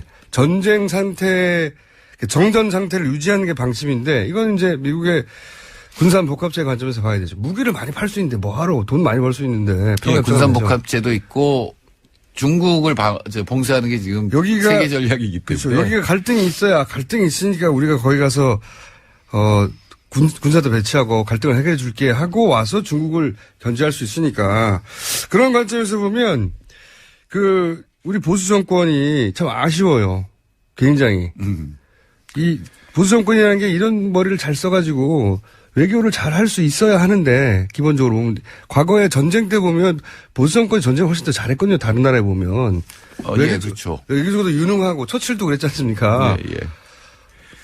근데 지금 상당히 여지가 있어요. 사드 문제를 둘러싼 중국과 미국, 중국과 북한 관계는. 근데 이거를 완전히 봉쇄하는 그냥 배치하겠다는 거거든요. 그럼 여러 가지 외교적인 여러 가지 방안들을 갖다가 완전히 자기 스스로 이렇게 묶어놓고 손을 묶어놓고 지금 외교하겠다는 건데. 어떤 외교 방안이 있는지 모르겠어요. 있어서 이러는 건지. 그런 걸 들어본 적이 없어가지고요. 굉장히 많아요. 아니 제 말은 아니 그쪽에 우리 정부가 이걸 추진할 때 그 이후에 외교 방안이 뭔지가 모르겠다고요. 그러니까 미스티리어스한 게 많다니까요. 롯데가 왜 이걸 줄까? 왜 한국 재벌들은 반대하지 않을까? 한국 정부는 왜 이걸 이렇게 급히 서두를까? 원래는 금년 말까지였는데 그거를 6월까지 한다는 거 아니에요? 대선 전에 하겠다는 거죠. 지금은 또. 그러니까 왜 그걸 해야 될까라는 거죠. 이해할 수 없는 미스터리입니다. 자, 경제 얘기를 해야 되는데 오늘 정치 얘기를 많이 해버렸네요. 이게 다 정치하고 연결된 거니까 사실 결국은. 네, 동아시아에서는 외교안보하고 경제가 직결돼 있다고 봐야죠. 근데 아주 최근 소식에 의하면 이재명 시장 쪽에 정책을 앞으로 담당하실 거라고요? 아니요. 그게 아닌데. 네. 연합뉴스에 나왔는데. 예, 어제 저희 연구소가 있는 혁신센터에 이재명 시장이 청년 정책 발표하러 오셨어요. 네. 근데 어제 밤에 그저께 밤에 전화가 와서 네. 야, 네가 거기 있으니까 이렇게 좀 맞아줘야 되지 않겠느냐. 그래서 갔더니 정책을 발표하는데 옆에 좀 앉아 있으래요. 아, 이재명 시장의 바람입니까? 그래서 제가 그랬죠. 저는 정의당 정책 자문단장이지만 도와줄 수는 있다. 아니요. 이재명 시장이 본선에 왔을 때 좀 제대로 한번 토론을 하고 싶다. 토론을 하고 싶다. 실력 있는 사람이 올랐으면 좋겠다 그랬더니 이렇게 대답을 한 거죠. 우리가 정의당하고는 민주당이 바로 정권 연합을 할 거기 때문에 이 정권 연합하면 바로 총책 입장시키겠다 옆에서. 그래서 그게 신문에 나왔어요. 그러니까 소장님이 하겠다고 한 게 아니라 소장님이 하던 말도 시킬게 이렇게 말한 거예요. 예. 그러니까 심상정하고 이재명이 토론하는 걸 보고 싶다 그랬더니 우리는 바로 연합 정권을 만들 거기 때문에 정책을 맡기겠다 뭐 이런 식으로 얘기를 한 거. 별 뉴스가 아니네요. 뉴스 아닙니다. 자, 여기까지 하겠습니다. 지금까지 칼 플라나니 사회경제연구소의 정태인 소장님이었습니다. 감사합니다. 네, 감사합니다. 자, 불친절한 AS입니다. 오송역에서 세종시로 가는 1001번 버스에서 뉴스공장이 나오고 있습니다. 네. 뉴스공장 나오는 버스 많습니다, 요새. 네. 앞으로는 기사님의 성함도 알려주십시오. 오늘 새로운 거 나왔습니다. 지하철 기관사입니다. 뉴스공장 객실 방송으로 틀고 싶네요. 네. 한번 확 틀어보세요. 확 틀어보시고 뉴스에 나오시고 잠시 휴직하시면 되죠 뭐. 자, 그 제보인데요. 그 친박 집회 돈 주고 동원한다는 얘기가 많아가지고 좀 진화했어요. 굉장히 구체적인데 경북 봉화군 봉성면 제산면 일대에 노인정 어른들이 이렇게 모였습니다. 회비 2만 원을 내면 버스를 대절해주고 점심을 주고 간식을 주고 저녁을 주고 서울 구경을 시켜주며 그리고 수건도 기념 수건도 드립니다. 2만 원이 넘죠. 당연히 이렇게 되면. 그리고 나서 친박 집회 온답니다. 예, 그렇군요. 진화했네요. 자, 제가 대형 교회들이 왜 친박 집회에 가냐고 아시는 분 연락 좀 달라고 했더니 김용민 씨라고 있어요. 사이 퉁퉁 찐 김용민 씨가 직접 문자를 보냈네요. 네. 대형 교회 전문가 김용민 박사를 왜 인터뷰 안 하냐. 그는 자기입니다. 이렇게 문자를 보세요. 그는 잠재적 대권 주자이기도 하며 그 이유는 교리화된 반공주의로 기존 교인을 결집시킬 필요성과 정책 영향력 유지에 대한 집착 때문이며 동시에 쪼그라든 교수에 대한 위기감이 작동했기 때문이다. 나를 인터뷰하라. 이렇게 문자를 보냈습니다. 싫다! 조만간 이 문제는 저희가 전문가 연결해서 한번 다뤄볼 생각입니다. 정말 저는 궁금하거든요. 여기까지 하겠습니다. 자, 음식에 관한 동심 파괴자. 지난주에 우리나라에 토종닭이 없다고 미국에서 온 거라고 토종닭 아니라고 토종닭에 대한 어떤 아련한 기억들을 가지고 계신 분들에 대해 거의 동심을 파괴하는 수준으로 저격을 하신 황교익 마클레미스트. 오늘은 뭡니까? 오늘은 삼겹살 이야기 하려고 합니다. 삼겹살에 관한 또 어른들의 동심을 파괴하시려고 어른심을. 오늘이 삼겹살 데이예요. 3월 3일. 3.3이 겹친다고 삼겹살. 예, 그렇게 만들었어요. 언제 만들었죠? 2003년도에 예. 그때 구제역이 크게 돌아서 이제 돼지고기 수요가 좀 적어지니까 삼겹살 많이 먹자고 이렇게 했는데 그 이후에 계속 이렇게 삼겹살 데이, 삼겹살이 우리의 거의 주식이다시피 하다라는 그런 식으로 계속해서 삼겹살 먹자 하는 이런 게 만들어져 있어요. 자, 그러면은 삼겹살을 어떻게 또 무너뜨리시려고 삼겹살을 골라오셨습니까? 조사 내용들을 보면 예. 한국 사람들이 가장 좋아하는 부위 조사에 삼겹살이 한 70% 차지해요. 삼겹살 없는 곳이 없죠. 네. 그래서 한민족은 원래 삼겹살을 다 좋아하는 입맛을 가지고 있는 건가 이렇게 생각할 수도 있어요. 삼겹살은 또 언제부터 그렇게 많이 먹었습니까? 삼겹살은 1970년대에 만들어지는. 그렇게 역사가 짧아요. 이걸 1950년대 일제시대도 아니고, 일제강점기도 아니고, 70년대? 조선에서는 돼지고기를 많이 먹지 못했어요. 돼지의 먹이가 사람의 먹이랑 비슷하거든요. 먹이라 그러니까 이상하다. 음식과. 그래서 먹이 경합이 일어나니까 돼지를 잘 못 키웠죠. 경합. 돼지와 먹거리를 다투다 보니까. 그렇죠. 예. 그리고. 돼지 줄 거 있으면 우리도 그래야 돼요. 먹거리가 풍족하지 않아서. 일제강점기에도 예전에 식량 사정이 별로 안 좋아서 돼지를 많이 못 키웠어요. 돼지를 많이 키우게 되는 게 이게 우리한테 굉장히 좀 불행한 게 가슴 아픈 즉사가 있어요. 네, 그렇습니다. 일본이 1960년대에 급격하게 경제 성장을 하고 우리 덕분에. 그렇죠. 예. 그러고 난 다음에 고기 때문에. 수요가 예. 급격하게 이렇게 늘어나는데 일본에서 돼지를 키우려고 하니까 이게 돼지 사육의 가장 큰 문제는 똥 오줌이거든요. 네. 그게 배설물 처리하는 게 굉장히 곤란해요. 예. 소나 닭 같은 경우에서는 보통 이제 그름으로도 이제 활용이 많이 되는데 돼지 똥 오줌은 질퍽질퍽하고 이게 잘 퇴비로 쓰기도 곤란하고 이래요. 맞아요. 제가 어릴 때 돼지 축사 근처에 살았었는데 그 냄새가 아주 지독합니다. 그렇죠. 예, 치우기 곤란하고. 환경에 굉장히 큰 문제가 되죠. 그래서 일본에서 그러면 이 주변 다른 데서 이렇게 돼지를 키워서 가져와야 되겠다라는 생각을 하게 되죠. 그게 우리입니다. 우리 땅에다 이렇게 이 돼지를 키우게끔 이렇게 돈도 주고 뭐 이러면서 돈도 줬어요? 예, 축산단지를 만들죠. 뭐 김해, 군산 뭐 이런 지역에다가. 그러면서 돼지가 대량 들어오게 되는 겁니까? 김해하고 완주 뭐 이런 지역에다가 이렇게 만들어요. 그래서 또 슬픈 역사네요. 이거 처음에는 그 돼지를 통째로 가져갔어요. 그러다가 그 자기네들이 안 먹는 부위들 이런 것까지 가져갈 필요가 없으니까. 삼겹살 안 먹었습니까? 그렇죠. 안 먹죠. 부분적으로. 나 미쳐버리겠네 진짜. 알고 싶지 않아. 그 일본 사람들이 가장 좋아하는 게 돼지고기 중에 돈가스 같은 거죠. 그렇죠, 그렇죠. 예. 안심 등심이 많이 필요한 거죠. 살코기들. 예. 안심 등심만 쏙 빼가서 가져가고 이제 우리한테 남는 거는 삼겹살, 비계 부분, 앞다리, 뒷다리, 그 돼지 머리, 내장, 선지 이런 게 주어지는 거죠. 그게 다 요리로 개발이 됐구나. 그렇죠. 그러니까 돼지 요리라 그러면 우리 머릿속에 떠오르는 게 돼지 머리고기, 뭐 순대. 돼지 머리를 놓고 제사를 지낸 것도 그럼 그 무렵의 풍습입니까? 그렇죠. 아이고, 이게 정말. 돼지. 풍속 파괴자이기도 하시네. 오래된 풍속인 줄 알았더니. 70년대 갑자기 그 돼지고기 구이를 많이 먹자라는 이런 정부의 적극적인 그 홍보 활동이 이루어져요.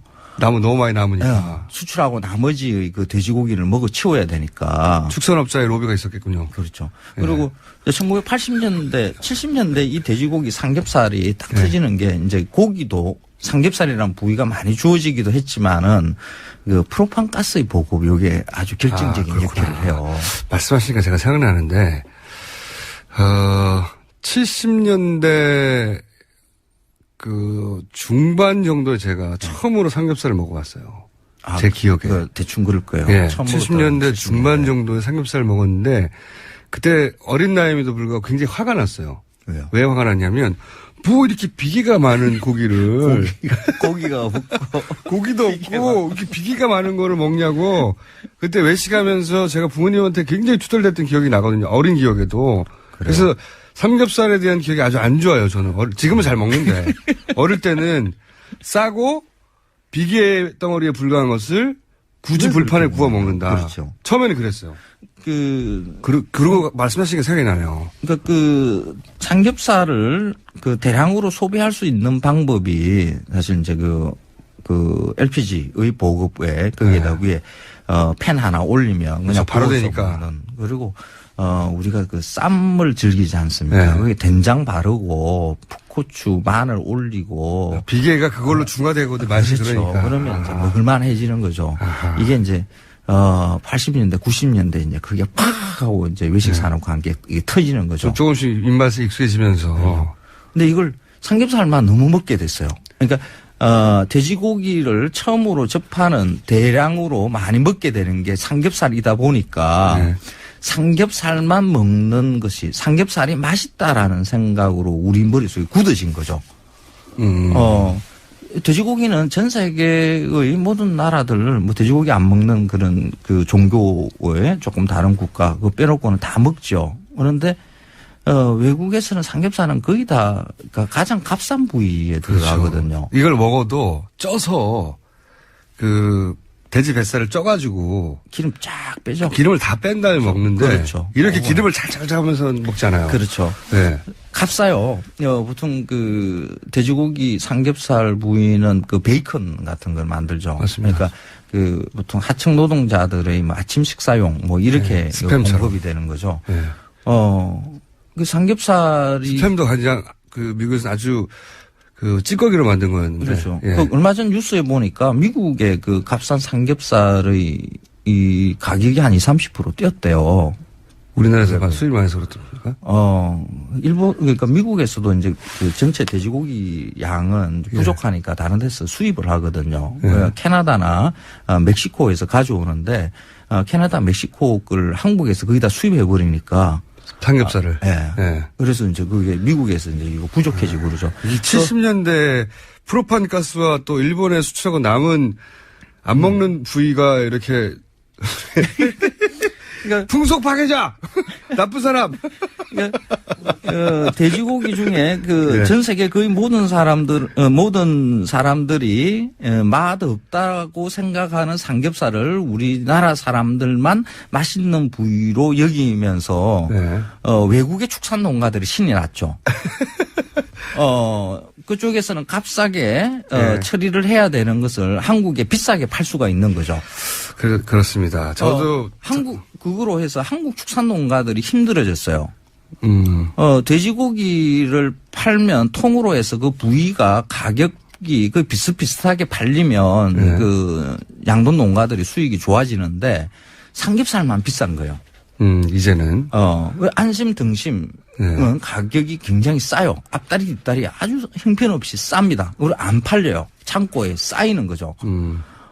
삼겹살 가격이 곧 돼지 가격인 것처럼 이렇게 형성이 돼 있는 거죠. 삼겹살 가격이 어제 제가 마트에 가봤어요. 국산 삼겹살과 수입 삼겹살의 가격 차이를 보니까 2배 이상 차이 나요. 거의 3배 정도 차이를 내요. 그렇게까지 올랐습니까? 국산 삼겹살이 왜 이렇게 비싸야 되는 건지 사실 이해가 잘 안 되는 거죠. 그런데도 삼겹살 데이를 한대요. 아니, 근데, 저는 지금은 삼겹살 좋아해요. 어릴 때 기억은 삼겹살이 나쁜 고기였어요. 당연히. 어린 마음에. 뭐 기름도 너무 많고, 비계도 너무 많고. 그때 처음 기억이 바짝 구워서 먹었는데, 비계니까 바짝 구워 먹었죠, 어리면. 지금 맛있게 먹는데, 그렇다고 삼겹살을 먹지 말자는 얘기는 아니시잖아요. 이미. 생고기를 구워서 먹는 이런 식습관은 이제 버려야 되는 거예요. 버려야 된다. 돼지고기가 그 계절별, 그러니까 특히 그 여름 들어가고 이러면 삼겹살 가격이 또 막 올라요. 바깥에서 이제 돼지고기 막 많이 구워 먹으니까. 그리고 수요 공급에 따라서 막 춤을 춰요. 이렇게 가격 변동이 격하게 움직이면 양돈 농가도 돈을 못 벌고요. 소비자도 힘들거든요. 그래서 어떻게 해야 됩니까? 안정적으로 양동 농가가 경영할 수 있게 하고 소비자도 안정적으로 돼지고기를 먹자 그러면 가공육으로 먹어야 되는 거죠. 가공육. 유럽의 경우에는 돼지고기의 생산량의 거의 한 70%가 햄이나 소세지 같은 이런 가공으로 먹는 거거든요. 그런데 이 생고기로 구워 먹는 이런 나라들은 거의 없어요. 불판에서 구워 먹는 거 하지 말자. 그렇죠. 저는 그렇게 못합니다. 앞에까지는 다 이해했는데 그렇게 못하겠어요, 저는. 건강에도 이게 좋습니다. 매 끼니. 김우준 총수 같은 경우에도 거의 매 끼니 이거 고기 먹잖아요. 그렇죠. 매 끼니 고기를 먹을 수 있는, 간편하게 먹을 수 있는 방법은 이런 가공육을 먹는 방법이죠. 물론 그렇긴 하죠. 그렇죠. 그 매일 불판 올려가지고 아침부터 점심 저녁 이렇게 구워서 먹는 거 그렇게 불편하지 않습니까? 불편하면 어때요? 맛있는데. 그리고 한 번에 우리가 고기를 삼겹살 같은 경우는 한 번에 많이 먹죠. 저녁에. 그것도 술과 함께. 저는 아침도 먹어요. 삼겹살. 그래서 돼지고기를 건강하게 먹는 방법도 아니라고 봐야 되겠죠. 안정적으로 돼지고기를 꾸준하게 소비시키고 양돈 농가에도 도움을 주는 방법은 가공육 시장을 더 넓혀야 되는 거예요. 그래서 삼겹살 데이 같은 거 이런 거 이제는 그만해야 되는 거고요. 저는 앞에 분석과 그 히스토리를 다 잘 알아듣고 재밌게 듣고 했지만 불판에 구워 먹지 말자는 주장에 대해서 동의할 수가 없네요, 오늘. 심각하게 반격을 가고 싶습니다. 오늘은 삼겹살 말고 앞다리살, 뒷다리살 이런 것도 괜찮으니까 남아 돌아서 어쩔지는 못하는 그런 부위들이 있거든요. 근데 삼겹살에 이제 입에 익어가지고 사람들이, 한국 사람들한테 고소한 맛이 있어가지고. 그 맛없는 부위예요. 전 세계 모든 사람들 다 맛없다고 하는 부위를 왜 우리만 맛있다라고. 우리나라처럼 구워 먹지 않아서 그런 겁니다. 그렇게 그 인식을 바꿔야 되는 거죠. 못 바꾸겠어요, 이제. 바꾸세요. 삼겹살은 맛없는 부위입니다. 아니, 전 세계 애인들이 맛없다 하더라도 내 입맛은 이제 맞아버렸어요. 어쩔 수 없어. 그러니까 맛이라는 것은 어떻게 인식하는가의 문제예요. 절대적으로 입에 맞는 맛이라는 것은 없습니다. 아니, 이미 인식이 돼버렸어요, 이렇게. 사회적으로, 윤리적으로, 도덕적으로, 어떤 게 맛있는가 한번 생각해 봐야 되겠습니다. 알겠습니다. 자, 오늘 처음으로 의견이 갈렸고, 어떻게 보면 탄핵 심판 전에 이번 주말이 마지막일 수도 있습니다. 그렇죠? 그러네요. 네, 광장에 촛불을 한 번도 드신 적이 없는 분도 있을 텐데 한 번쯤은 이번 주말쯤은 나가시는 게 어떨까요? 내일 봐요. 예. 광화문에서. 자, 내일 뵙겠습니다. 내일 저는 그리고 내일도 고기를 구워 먹겠습니다. 자, 광장에서 뵙겠습니다. 김어준이었습니다. 안녕.